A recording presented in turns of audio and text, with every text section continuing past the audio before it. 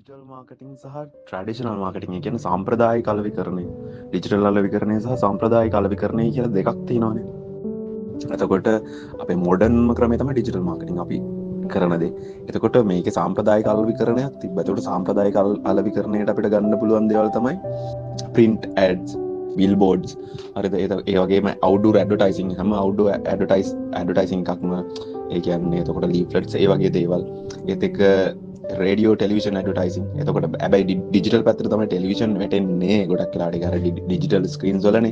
ඒ වුණාට ඒකත් ට්‍රැඩිෂනල් සම්ප්‍රදායික අලෙවිකරණයක්. එතකොට ඉවෙන්ට්ස්, ප්‍රොමෝෂන්ස්, එතකොට people interactions, ඒ කියන්නේ sales representatives ලා use කරලා කරන ඒ අලෙවිකරණය ඕකනේ සාම්ප්‍රදායික අලෙවිකරණය කියන එකට ගන්නේ. එතකොට ඩිජිටල් අලෙවිකරණය තමයි ඔය සමාජ මාධ්‍ය, එතකොට වෙබ්සයිට් ඒ වගේ දේවල් හරහා people ටාගට් කරලා අපිට සේල්ස් ගන්න එකනේ. ඩිජිටල් ඇඩ්වර්ටයිසිං වල බෙනිෆිට්ස් තියෙනවා. අපි කලින් Facebook ads කන්ටෙන්ට් එක බලුවා නම් ඔන්න බලා ගන්න පුළුවන්, ඔඩියන්ස් එක ටාගට් කරන්න පුළුවන් එක. එතකොට ඒගොල්ලන්ගේ ඒජ් රේන්ජ් එක, ලොකේෂන්ස්, එතකොට ඩෙමෝග්‍රැෆි, ඒ දේවල් හැමදේම එතන ඩිජිටල් එකේදී තියෙනවා. එතන ඒක බෙනිෆිට් එකක් විදිහට අපිට පෙන්වන්න පුළුවන්.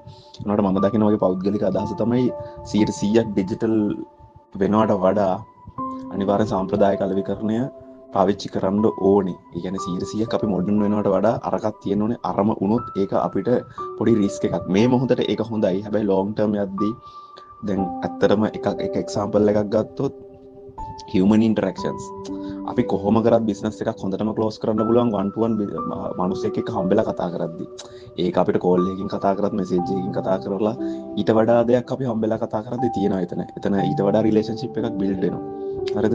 අපි කොහොම කරත් ඒක තියෙනවා. ඒ වගේම අපිට කිසිම වෙලාවක මේ දැන් ඒ වගේ ඩිජිටල් වර්ල්ඩ් එකක් ආවට අපේ ට්‍රැඩිෂනල් වර්ල්ඩ් එක අපිට අමතක කරන්න බෑ. ඒ නිසා මම දකින විදිහට කොච්චර මොඩර්න් ටෙක්නොලොජිස් ආවට අපි ඒවා යූස් කරන්න ඕනේ. ඒවා අපි අත්දැක බලන්න ඕනේ, පාවිච්චි කරන්න ඕනේ. ඒ වගේම කිසිම වෙලාවක අරක අතහරින්න හොඳ නැහැ. හේතුව තමයි මම දකින්නේ මගේ පෞද්ගලික මතේ මොඩර්න් දේවල්, ඩිජිටල් දේවල් ඒක නිකන් මේ මොහොතට වගේ. හැබැයි ලොන්ග් ටර්ම් යනවා නම් අපි අරකේ තමයි බෙනිෆිට් එක තියෙන්නේ. ඒ වගේම තව දෙයක් ගන්න පුළුවන්. දැන් අතර අපි ඩිජිටල් ඇඩ්වර්ටයිස් කරනවා කියමුකෝ. ඔතන ඉන්නවා දැන් අවුරුදු 60ට වඩා කට්ටිය ගොඩක් සෝෂල් මීඩියා යූස් කරන්නේ නැහැ, ඩිජිටල් ඩිවයිසස් යූස් කරන්නේ නැහැ. එතකොට ඔයාගේ බිස්නස් එකේ ටාගට් ඔඩියන්ස් එක එතන ඉන්නවා.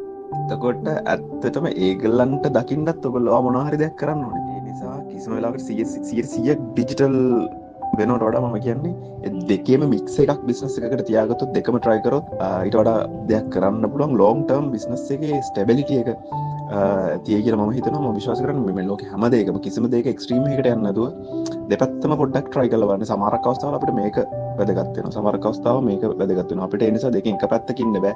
එක් කාරණේදී සමහරක් තැන්වල වටිනවා. දැන් බිස්නස් එකක් පටන් ගන්නවා නම් වර්තමානයේ තත්ත්වම ඒක අඩුම මුදලකින් පටන් ගන්න පුළුවන් ඩිජිටල් නිසා. හරිද?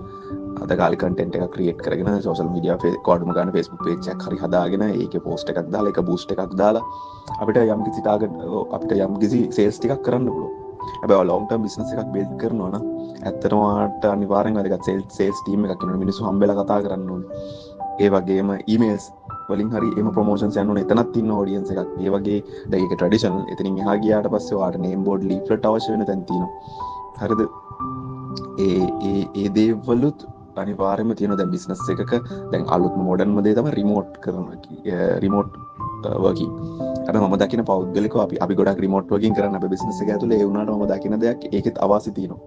ඇත්තටම ඊට වඩා අපි මොබයිල් එකකින් Zoom එකකින් මීටින් එකක් තියෙනකොට අපි හම්බෙලා තියෙන මීටින් එකක බෙනිෆිට් එක වැඩි සහ අපේ රිලේෂන්ෂිප් එක බිල්ඩ් වෙනවා වැඩි. ඒ වගේම අපිට එකතුලා වැඩ කරන්න පුළුවන් වැඩ කරන්න පුළුවන් නම් දවසේ අපිට කරන්න පුළුවන් වැඩ ප්‍රමාණය ගොඩක් වැඩි.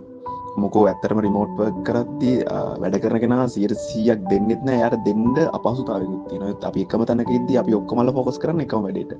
ඒ වගේම බිස්නස් එකකට බිස්නස් ප්ලේස් එකක් අතර බිස්නස් ප්ලේස් එකක් තියාගෙන මේකට බිස්නස් ප්ලේස් එකක වැදගත්කමකුත් තියෙනවා. ඒ වගේ ඒ නිසා අපිට කිසිම වෙලාවක මේක තමයි හරි මේකෙන් මම යන්නේ කියන තැන හිටගන්න බෑ. අපි දෙපැත්තටම අඩිය තියන්න වෙනවා. අවශ්‍යතාවය අනුව අවශ්‍ය තැනට අඩිය තියාගෙන සමබරව යන්න ඕනේ. ඒ කියන්නේ මම පොදුවේ කියනවා නම් මේක ජීවිතේ හැම දෙයකටම වැදගත් වෙනවා. කිසිම එක්ස්ට්‍රීම් එකකට යන්නේ නැහැ. කිසිම අන්තයක් අල්ලගන්නේ නැහැ. හැම අන්තයක්ම try කරලා බලනවා. ට්‍රයි කල්ල බලලා අපිට අවශ්‍ය වෙලාවට අපි අවශ්‍ය අන්තිට යනවා මේ වෙලාට අවශ්‍ය මේ අන්තින යන්තිට යන වෙලාට අවශ්‍ය අනිත් අන්තින යන්තිට හැබැයි දෙකම දැනගෙන ඉන්න තරමට වැදගත් එනි සතම අපි අත්තරම අපි ඩිජිටලින් පටන්ගත දැන් අපි ට්‍රඩිෂනල් විස ඔක්කම දෙන්න පටන් අරගත් තැනට එන්ඩාවේ ඔන්න ඔය කතාව නිසා බිස්නස් එකට ඇත්තරම ඩිජිටල්ලින් විතරක් යන්න බෑ ඇත්තටම ඩිජිටල් මාර්කටිං විතරක් තෝරගෙන ඉන්නවා ඒත් අපිට පොඩ අපේ දැන් අප ඩිජිටල් මාර්කටිං එකට ඩිජිටල් තෝරගෙන එනට අපිට ට්‍රැඩිෂනල් දේවල් අමතක කරන්න බෑ හරිද ඇත්තට මොකක් ප්‍රොඩක්ට් එකක් කියමුගේ ප්‍රොඩක්ට් එකට පැකේජින් බව අපි හදන්න බෑ ඒක ඉතින් ට්‍රැඩිෂනල් මාර්කටිං කරන්නේ යන්නේ හරිද ඔය දන්නවා මාර්කටිං ඉගෙනගෙන තියෙන කට්ටිය දන්නවා ට්‍රැඩිෂනල් මාර්කටිං වල පීස් 7ක් තියෙනවා පී අකුරු product price promotion place people packaging and process කියලා හරිද එතකොට ඕකදී පැකේජින් කරන්න අනිවාර්යයෙන්ම ට්‍රැඩිෂනල් මාර්කටිං ඕන වෙනවා. ඒ නිසා මේක ගන්න මේක මේ විදිහට ගන්න දෙකේම වාසි සහ අවාසි තියෙනවා. මේ ලෝකේ ඕනම දෙයක දෙපැත්තෙම වාසි මේ පැත්තේ ඩිජිටල් මාර්කටිං වල වාසිත් තියෙනවා. ඒ වගේම අවාසිත් තියෙනවා. ට්‍රැඩිෂනල් මාර්කටිං වල වාසිත් තියෙනවා. ඒ වගේම අවාසිත් තියෙනවා. ඒ නිසා ඒ අවශ්‍ය තැනට අවශ්‍ය දේ